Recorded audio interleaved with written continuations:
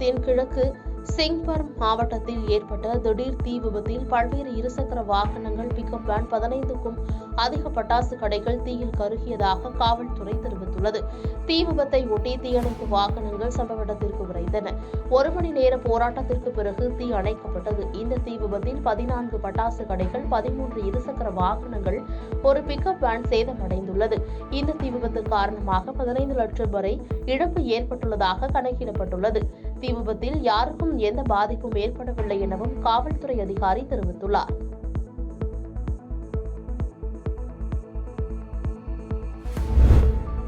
மத்திய சீனாவின் ஹெனான் மாகாணத்தில் உள்ள நிலக்கரி சுரங்கத்தில் ஏற்பட்ட விபத்தில் இதுவரை 10 பேர் உயிரிழந்துள்ளனர். மேலும் 6 பேர் மாயமாகியுள்ளனர். நிலக்கரி மற்றும் எரிவாயு வெடித்ததால் விபத்து ஏற்பட்டுள்ளதாக முதற்கட்ட விசாரணையில் தெரியவந்துள்ளது. விபத்து நடந்தபோது மொத்தம் 425 பேர் நிலத்தடியில் வேலை செய்து கொண்டிருந்த நிலையில் அவர்களில் 380 பேர் சுரங்கத்திலிருந்து வெளியேற்றப்பட்டதாக அதிகாரப்பூர்வ செய்தி நிறுவனம் சின்ஹுவா தெரிவித்துள்ளது. மேலும் நிலக்கரி சுரங்கத்திற்கு பொறுப்பானவர்கள் பொது பாதுகாப்பு அதிகாரிகளால் காவலில் வைக்கப்பட்டுள்ளனர். சீனாவில் சுரங்க விபத்துகள் சகஜம் என்றாலும் சமீப ஆண்டுகளில் இறப்பு எண்ணிக்கை குறைந்துள்ளது. விருதுநகர் மாவட்டம் அருப்புக்கோட்டை அருகே பாளையம்பட்டியில் கலைஞர் நூற்றாண்டு விழா மற்றும் அமைச்சர் உதயநிதி ஸ்டாலின் பிறந்தநாள் விழாவை முன்னிட்டு தெற்கு மாவட்ட திமுக விளையாட்டு மேம்பாட்டு அணி சார்பில் 2 நாட்கள் நடைபெறும் மின்னொலி கபடி போட்டி நடைபெறுகிறது. இந்த போட்டியில் பல்வேறு பகுதிகளைச் சேர்ந்த 50க்கும் மேற்பட்ட அணிகள் பங்கேற்றுள்ளனர்.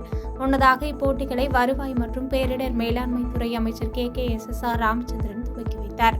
இந்த நிகழ்ச்சியில் தெற்கு மாவட்ட விளையாட்டு மேம்பாட்டு அணி அமைப்பாளர் KKSSR ரமேஷ் உள்ளிட்ட திமுக நிர்வாகிகள், பொதுமக்கள் உள்ளிட்ட ஏராளமானோர் கலந்து கொண்டனர்.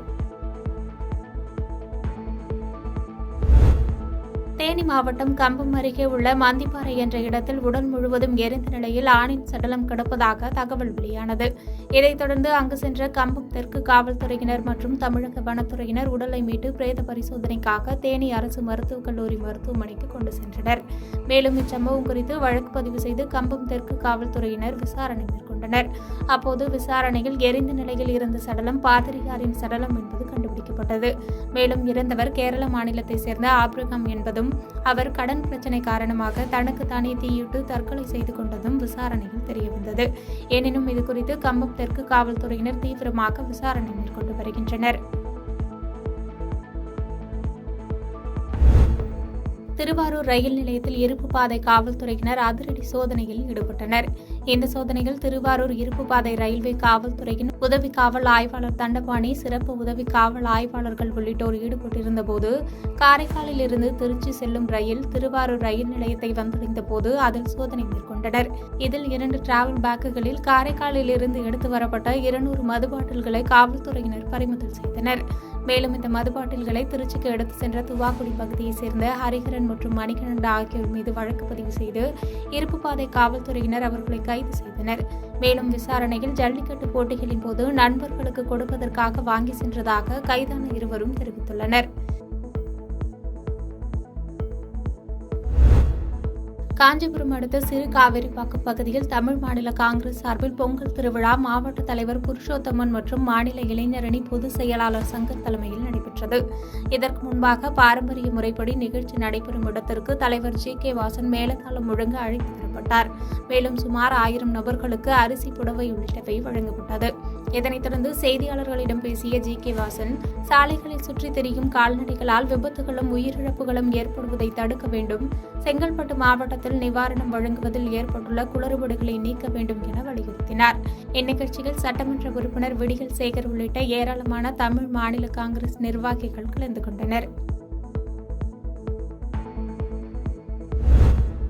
திண்டுக்கல் மாவட்டம் நத்தம் மதுரை 4 வழி சாலையில் மதுரை நோக்கி சென்ற 2 கார்கள் இடையப்பட்டி பால்பண்ணை அருகில் ஒன்றன் பின் ஒன்றாக முந்தி செல்வதில் 2 கார்கள் விபத்துக்குள்ளாகி பள்ளத்தில் கவிழ்ந்தது. இதில் 2 கார்களும் அப்பளம் போல் நொறுங்கியது.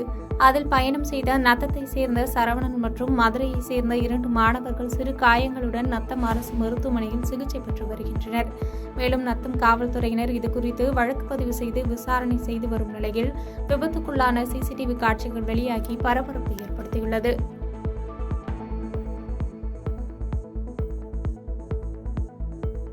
பாதகம் செய்பவரை கண்டால் நாம் பயங்கொள்ளலாகாது பாப்பா.